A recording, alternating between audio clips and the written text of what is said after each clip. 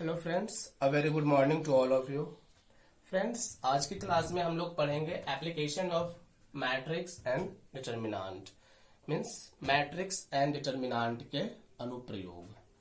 तो इसमें हमें एक्चुअली क्या पढ़ना है, तो इसमें जो है हमें दो चर वाले या तीन चर वाले रैखिक समीकरण दिए गए रहेंगे और मैट्रिक्स एंड डिटर्मिनेंट की सहायता से हमें उसका हल ज्ञात करना होगा, हमें उसका सॉल्यूशन देना होगा। तो यही है आपका अनुप्रयोग मैट्रिक्स और डिटर्मिनेंट का। यहाँ पर जो क्वेश्चंस दिखेंगे आपको कुछ इस प्रकार के दिखेंगे।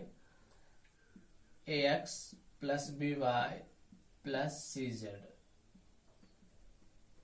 Equals to d1, a2x plus b2y plus c2z equals to d2, a3x plus b3y plus c3z equals to d3। कुछ इस प्रकार का दिखेगा क्वेश्चन आपको। ये हम देख रहे हैं इक्वेशन ऑफ थ्री वेरिएबल्स। ठीक है, यहाँ पर समीकरण जो है आपको तीन चर वाला दिया गया है। इसको जो है इस प्रकार के समीकरणों को हमें मैट्रिक्स एंड डिटर्मिनेंट यूज करके हल करना होता है। ठीक है, अच्छा जनरली एक चीज नोटिस करने की है, अगर तीन चर वाले होंगे तो उसकी सहायता से 3x3 मैट्रिक्स बनेगा। ठीक है, 3x3 मैट्रिक्स उसमें जरूर आएगा। तो हमें इसमें करना क्या है, हमें इस तरह से क्वेश्चन दिया गया है, हमने इसमें पहले मैट्रिक्स बनाना है। ठीक है, हमारे तीन मैट्रिक्स बनेंगे टोटल। क्या क्या, एक मैट्रिक्स जो ए से डिनोट होगा उसमें हम सजाएंगे कॉफिशिएंट्स, वेरिएबल्स के जो कॉफिशिएंट्स हैं। आप ध्यान देंगे, चर का जो गुणक है उसको सजाया जाएगा, चर के जो गुणांक हैं। तो a1 b1 c1, a2 b2 c2, a3 b3 c3। ये आपको प्रोसेस बताया जा रहा है कि आप समीकरण को हल कैसे करेंगे। इसके अलावा एक चीज और इसमें पूछा जाता है, समीकरण को निकाय की जांच करना कि वो संगत है कि असंगत है। ठीक है, समीकरण निकाय जो है वो संगत है कि असंगत है। तो उसकी जांच करना भी हम लोग इसमें सीखेंगे, कंसिस्टेंट और इनकंसिस्टेंट। कंसिस्टेंट मीन्स संगत, इनकंसिस्टेंट मीन्स असंगत। ठीक है, तो आपको कभी कभी वो भी पूछ लिया जाता है कि भाई जांच करके बताओ, आपको समीकरण दिया गया रहता है, जांच करके बताओ कि वो संगत है कि असंगत है। तो एक्चुअली हमें यहाँ पर दो बातें सीखनी है। पहले ये चेक करना कि समीकरण निकाय संगत है कि असंगत है, पहला, और दूसरा हमें जो है समीकरण निकाय को हल करना है। हमें दो बातें सीखनी है। तो आप थोड़ा ध्यान देंगे। यहाँ पे हमने क्या किया, सबसे पहला काम है समीकरण देखा, चलो भाई पहला मैट्रिक्स बन गया हमारा, पहले मैट्रिक्स को हम ए से डिनोट कर रहे हैं। दूसरा मैट्रिक्स एक्स। ठीक है, आपका जो दूसरा मैट्रिक्स होगा उसको हम कैपिटल एक्स से डिनोट कर रहे हैं। वो किसकी सहायता से बनेगा, इसके अवयव क्या क्या होंगे। इसके अवयव होंगे चर, वेरिएबल्स। कौन कौन सा वेरिएबल यूज हो रहा है, तो generally x, y and z variables हमारे यही हैं। तो इसको हम एक कॉलम में सजा दें, एक्स वाई एंड जेड। ठीक है, हमने दो मैट्रिक्स बना लिए, एक बना लिया कॉफिशिएंट से और दूसरा बना लिया वेरिएबल से। तीसरा बनेगा, उसको डिनोट किया जाएगा बी से, और इसमें आ जाएंगे आपके कांस्टेंट टर्म्स, इधर वाले D1, D2 एंड D3। तो भाई इसका फंडा ऐसा है, सिंपल सा, कि A गुना यक्स, ध्यान देना, ठीक है, क्या होता है, A गुना यक्स बराबर B।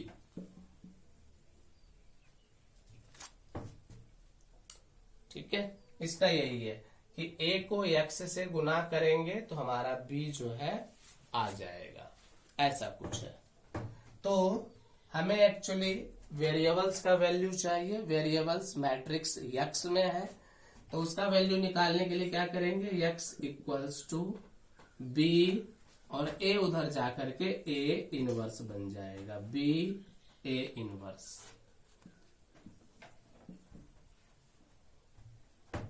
ठीक है, आपको पहले इतना जानना जरूरी है कि वेरिएबल्स का मान कैसे निकलेगा। तो मैट्रिक्स बी को ए इनवर्स से मल्टीप्लाई करना पड़ेगा।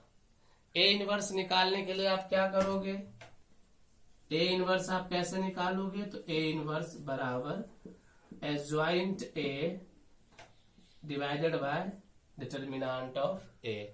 आपको ये फॉर्मूला बताया गया है, adjoint A divided by determinant of A, मतलब साफ है भाई। पहले आपको एडजॉइंट निकालना पड़ेगा ए का, फिर उसका डिटर्मिनेंट निकालना पड़ेगा, फिर जो है आपका ए इनवर्स निकल जाएगा। जब ए इनवर्स निकल जाएगा तो ए इनवर्स को आप मैट्रिक्स बी से मल्टीप्लाई कर दोगे। ठीक है, बस इतना ही आपको करना होता है और आपका जो है इक्वेशन जो है सॉल्व हो जाता है। अगर ये आपका जो है विथ 3 वेरिएबल्स है तो आपका तीनों वेरिएबल का मान निकल जाएगा। समझ गए इतना? मैं करके भी दिखा दूंगा आपको, ठीक है, मैं आपको जो है करके भी दिखा दूंगा। लेकिन इसके पहले हम चेक करना सीखें कि कैसे पता चलेगा कि संगत है कि असंगत है, कंसिस्टेंट है कि इनकंसिस्टेंट है। ठीक है, पहले हम वो चेक करना सीखें। तो उसके लिए क्या है, इतना तो क्लियर हो गया आपको। हम वापस आते हैं क्वेश्चन पे और हमने जो मैट्रिसेस बनाए हैं उस पे। तो हम कैसे चेक करेंगे कि ये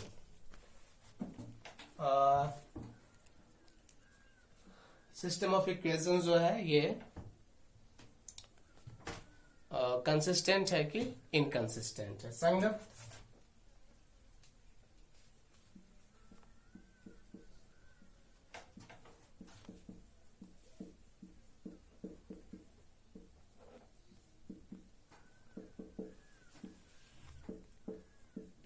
कंसिस्टेंट और इनकंसिस्टेंट की जांच करना। ठीक है, तो संगत या असंगत की जांच करने के लिए आपको फिर से इन्हीं इक्वेशंस की जरूरत पड़ेगी। इन्हीं इक्वेशंस की सहायता से हम जो है मैट्रिक्स बना ले रहे हैं। ठीक है, अब दो केस है यहाँ पे। ठीक है, पहला केस फर्स्ट, यदि determinant of A is not equal to 0। A, ध्यान दो, मैट्रिक्स ए हमने बनाया हुआ है, इसका डिटर्मिनेंट आप निकालो। अगर वो 0 के बराबर नहीं है तो समीकरण निकाय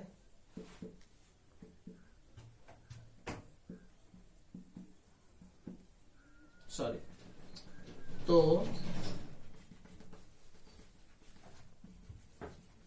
ए व्युत्क्रमणीय है। सबसे पहले ये पता करना, ये ए व्युत्क्रमणीय है कि नहीं, ये पहले पता करना जरूरी है। तो if determinant of A is not equal to 0 then A is invertible, A व्युत्क्रमणीय है। अब यदि ए व्युत्क्रमणीय है तो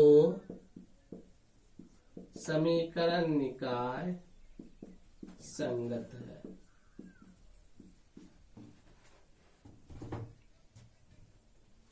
ठीक है, यदि इफ ए इनवर्टिबल है, व्युत्क्रमणीय है, तो हम बोलेंगे कि समीकरण निकाय संगत है। बट केस सेकेंड पे आते हैं हम। यदि determinant of A equals to 0, determinant of A equals to 0 means A का व्युत्क्रम संभव नहीं है। ए व्युत्क्रमणीय नहीं है। अगर ऐसा आ गया डिटर्मिनेंट ऑफ ए आपने ज्ञात किया, आप ध्यान दे रहे होगे यहाँ पे हम संगत या असंगत की जांच करना सीख रहे हैं।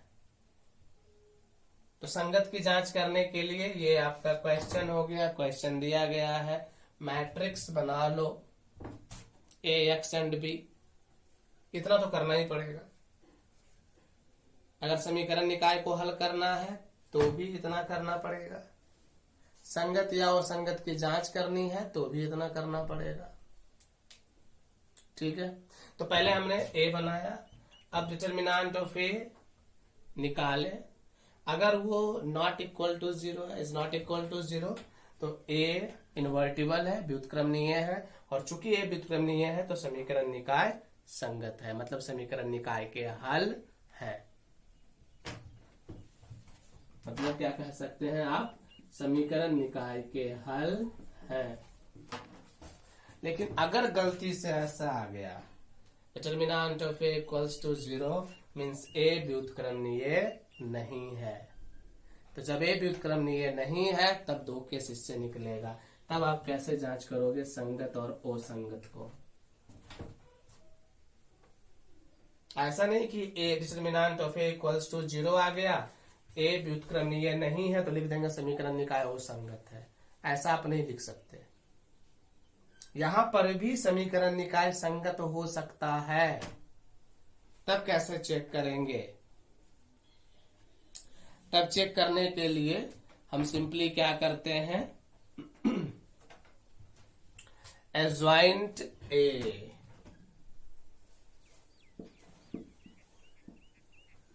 एडज्वाइंट ए को बी से मल्टीप्लाई करो। ठीक है, एडज्वाइंट ए को बी से मल्टीप्लाई करो,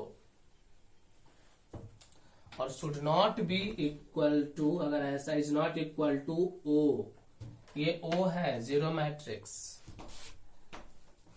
अगर डिटर्मिनेंट ऑफ ए 0 आ गया तब चेक करने का दूसरा तरीका है। तब हम क्या करेंगे, एडज्वाइंट ए निकालेंगे, उसको बी से मल्टीप्लाई करेंगे। अगर जीरो मैट्रिक्स के बराबर नहीं आया, is not equal to zero matrix, तो असंगत, असंगत हो जाएगा। ठीक है, और अगर आ गया एडज्वाइंट ए क्रॉस बी किया बराबर ओ आ गया, जीरो मैट्रिक्स आ गया, तो दोनों की संभावना है, संगत भी और असंगत भी। ठीक है, तो जनरली आप इस केस में नहीं फंसोगे, इस केस में आप नहीं फंसने जा रहे हो। क्वेश्चन ऐसा सोच के दिया जाता है कि आप जो है बस, ठीक है, केस फर्स्ट ही फुलफिल हो आपका। ठीक है, आप हर बार ये शो कर पाए कि समीकरण निकाय संगत है, मतलब उसका हल है। मोस्टली क्वेश्चन ऐसा ही पूछा जाता है, नहीं तो फिर ये असंगत का केस लगाएगा। ठीक है, मतलब ऐसा क्वेश्चन दिया जाता है। तो ये हो गया संगत और असंगत की जांच करने का कंडीशन, कैसे हम जांच करेंगे। ठीक है, तो समझ गए। यहाँ पे पहले आपको संगत की जांच के लिए जरूरी है determinant of A is not equal to 0 होना चाहिए। तो मतलब ए इन्वर्टिबल है, व्युत्क्रमणीय है, तो समीकरण निकाय संगत है, मतलब इसका हल है। और अगर determinant of A equals to 0 आ गया तब ए व्युत्क्रमणीय नहीं है, ये तो क्लियर हो गया, ए इन्वर्टिबल नहीं है, और यहां से 2 केस निकलता है। ठीक है, लेकिन जनरली आपको यही फुलफिल कर रहा होगा, इसी को ए इन्वर्टिबल ही होगा, आपको ऐसा ही क्वेश्चन दिया जाता है। ठीक है, चूंकि उसने आपको मार्क्स देने हैं उस पे, तो आपसे जरूर कुछ ना कुछ करवाएगा वो, और आप करोगे तभी जब संगत होगा। ठीक है, अब हम लोग हल करना सीखे, समीकरण निकाय को हल करना सीखे। एक्चुअली उदाहरण, हम लोग उदाहरण लेंगे अब, समीकरण निकाय लेकर के और उसको उसमें हम लोग x, y और z का वैल्यू कैलकुलेट करेंगे। तो 2/2 ये सॉरी 2 चर वाले भी चल सकता है, 3 चर वाला भी चल सकता है।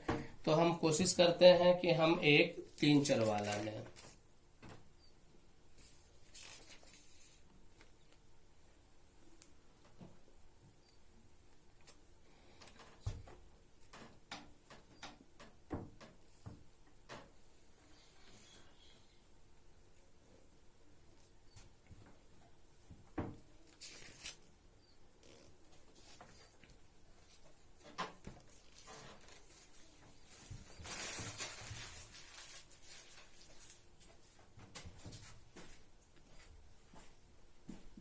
x plus y plus z equals to 3। चलो एक क्वेश्चन हम ले रहे हैं, इसका हल ज्ञात करेंगे। ठीक है, अच्छा जांच भी कर लेंगे संगत है कि नहीं है। संगत होगा तो हल पक्का होगा, याद रखना इस चीज को, और संगत होगा तो उसका हल नहीं होगा, सिंपल है। ठीक है, x minus 2y plus 3z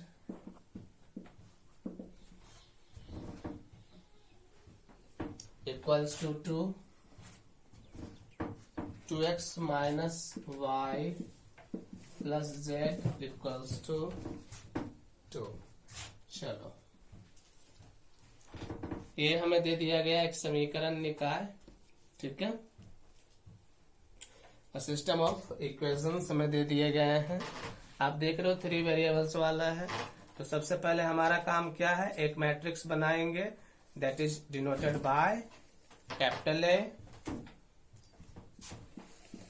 चलो एक मैट्रिक्स बना रहे हैं जो इसके कॉफिशिएंट से बनेगा।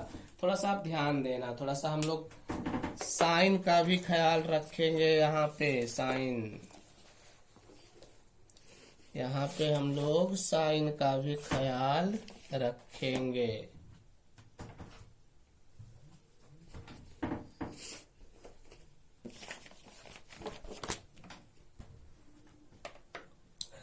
तो चलो मैट्रिक्स ए, चलो कॉफिशिएंट्स लेते हैं एक्स वाई और जेड के।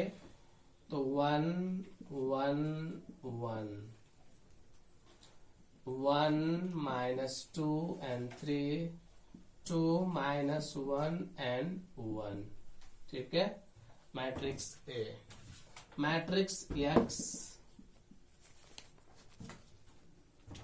तो हमें 3 वेरिएबल्स दिए गए हैं x, y एंड z, और मैट्रिक्स बी 3 2 2। चलो हो गया। ठीक है, अब क्या करेंगे, पहले हम लोग चेक करें कि संगत है कि नहीं।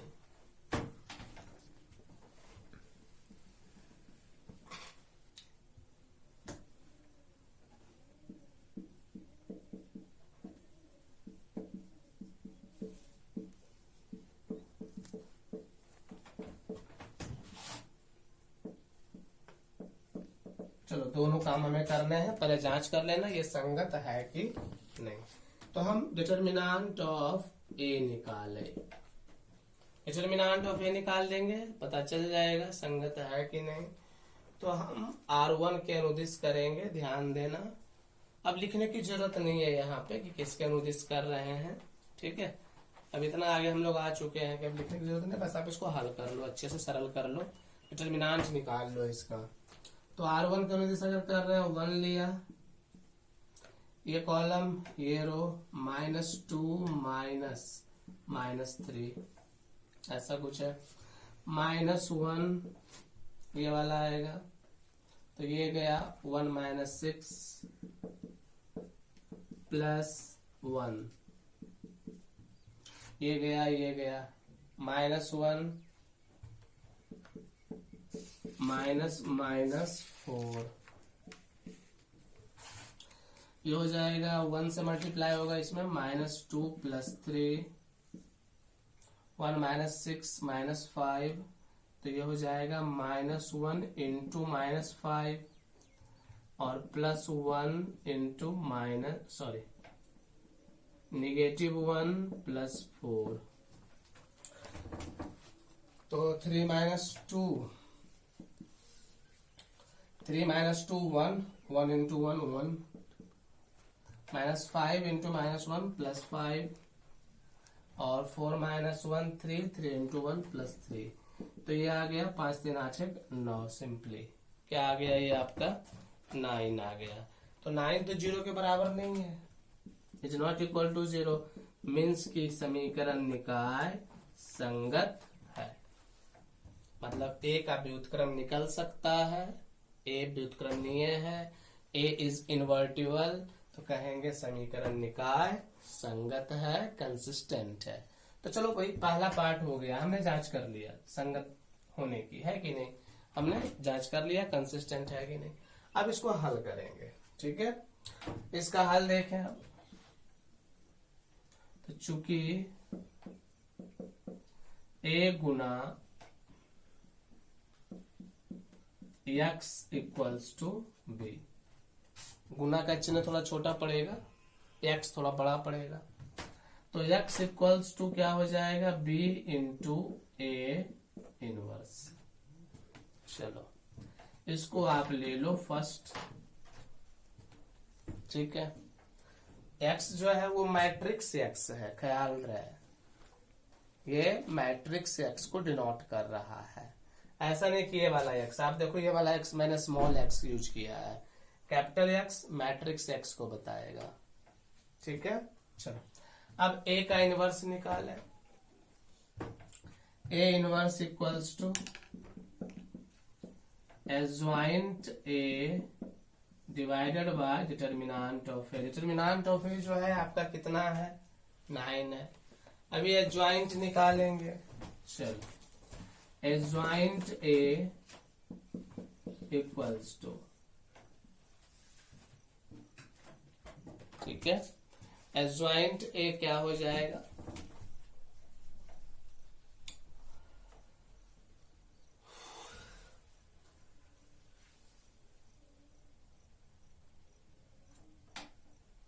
चलो एडजॉइंट A हम लोग निकालते हैं, एडजॉइंट A निकालेंगे तो 1 का इसका एडजॉइंट, सॉरी इसका कोफैक्टर, एडजॉइंट नहीं इसका कोफैक्टर, तो ये गया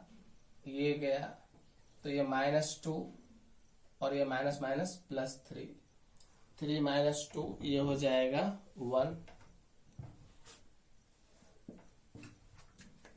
ठीक है।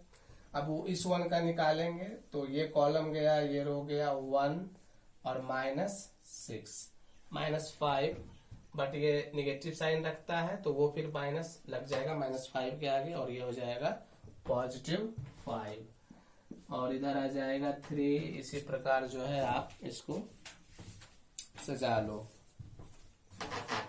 -2 -1 3, ठीक है।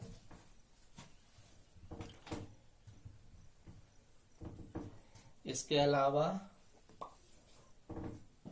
5 -2 -3 एडजॉइंट ए निकाल लिया हमने।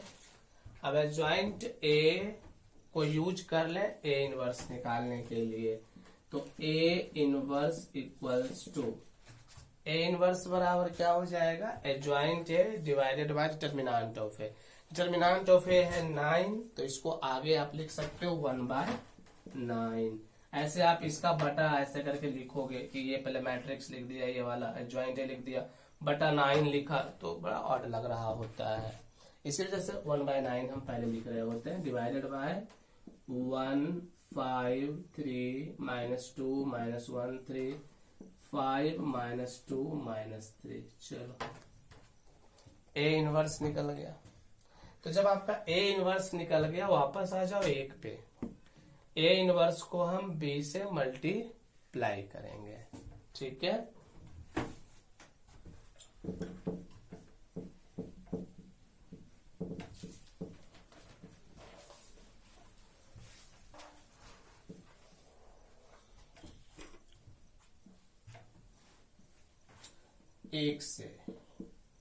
एक से है x equals to B, matrix B जो था ये है 3 2 2 3 2 2, ठीक है। 1/9 आगे लिख दें, ठीक है, ऐसा कुछ। अच्छा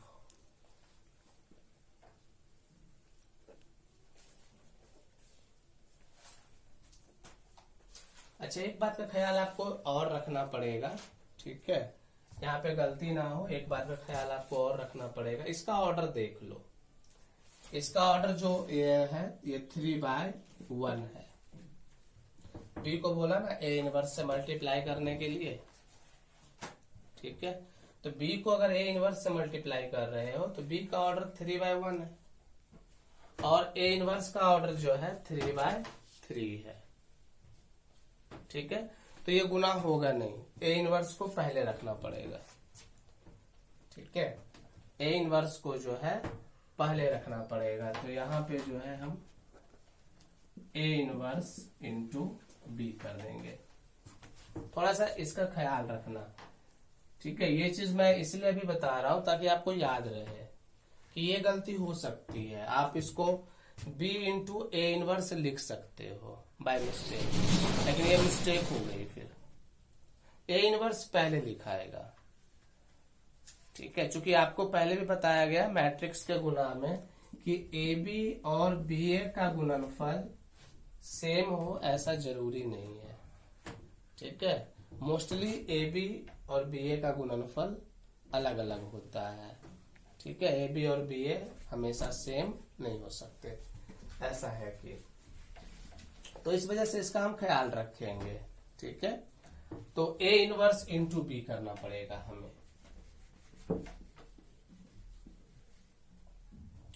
ए इनवर्स इंटू बी, तो ए इनवर्स ये है 1/9 1 5 3 -2 -1 3 5 -2 -3। तो ये ए हो गया आपका A inverse actually into B. B जो है आपका 3 2 2। तो ये देखो अब मल्टीप्लाई हो जाएगा, ये 3/3 है, ये 3/1 है, ठीक है। इसके कॉलम की संख्या उसकी रो की संख्या के बराबर है, ये 3/3 और ये 3/1। तो इसके कॉलम की संख्या इसकी रो की संख्या के बराबर है, गुना हो जाएगा। चलो गुना कर लेते हैं। x इक्वल्स टू 1/9, इसको हटा ही दिया जाए। तो पहला रो जो है पहले कॉलम से हो जाएगा, तो ये हो गया 3 -4 और 10। तो ये कितना दे देगा 3 -4 और 10, तो 10 और 3 13 और -4 9 दे देगा। पहला रो कॉलम तो एक ही है, हो गया। अब दूसरा रो आएगा, तो दूसरा रो वाला कॉलम तो एक ही है, तो यहां लिखाएगा दूसरे रो में, फिर तीसरे रो में, ठीक है। तो अब इसको गुना करना है, क्योंकि इसका तो हो गया, इसका लिखा गया। अब इसको करना है, दूसरे रो को कर रहे हैं, तो दूसरा रो में लिखाएगा। तो इसको करो यहाँ 5 3 15 -2 और -4, तो -6, 15 में 6 चला गया 9, 9 ही आएगा क्या? ये 3 तिया 9 और 3 दूना 6 और 3 दूना 6 नहीं, तो 3 तिया 9 और 3 दूना 6, 9 और 6 15 और फिर ये -6, तो ये भी 9 ही आया। 3 9 9 9। अब 1/9 से मल्टीप्लाई करें इसको, दिस इम्प्लाई, चलो x बाई x क्या माना गया था? x माना गया था उस मैट्रिक्स को भी लिख दें, x y z equals to 1/9 अंदर गया, तो एक्चुअली अंदर जाके ये क्या हो जाएगा? 9 इंटू 1/9, 9 इंटू 1/9 और 9 इंटू 1/9, 9 से 9 ये कैंसिल आउट, 1 1 1 बचा, मीन्स की x equals to 1, y equals to 1 और z ऑल्सो इक्वल्स टू 1। तो x, y और z का वैल्यू आपका कैलकुलेट हो गया। ठीक है, तो इस प्रकार आप जो है इसका सॉल्यूशन ज्ञात कर सकते हैं। आपके 4.6 में, एक्चुअली 4.6 में जो है जो भी प्रश्न होंगे अब उसको आप इस तरह से हल कर सकते हैं, इस तरह से सरल कर सकते हैं, एक्स वाई और जेड का मान आप ज्ञात कर सकते हैं। अगर आपका सपोज ऐसा कि विथ 2 वेरिएबल्स है, ठीक है, आपका जो सिस्टम ऑफ इक्वेशन है वो आपका विथ 2 वेरिएबल्स है, 2 चर वाला है, तो कोई बात नहीं है, आपका जो ए बनेगा ना, मैट्रिक्स ए जो बनेगा वो 2/2 बनेगा। ठीक है, वो सिर्फ 2/2 बनेगा। यहाँ पर देख रहे हैं 3 चर था, तो हमारा जो मैट्रिक्स ए बन रहा था वो 3/3 बन रहा था। ठीक है, तो फ्रेंड्स आज के लिए इतना ही। Thank you and bye bye.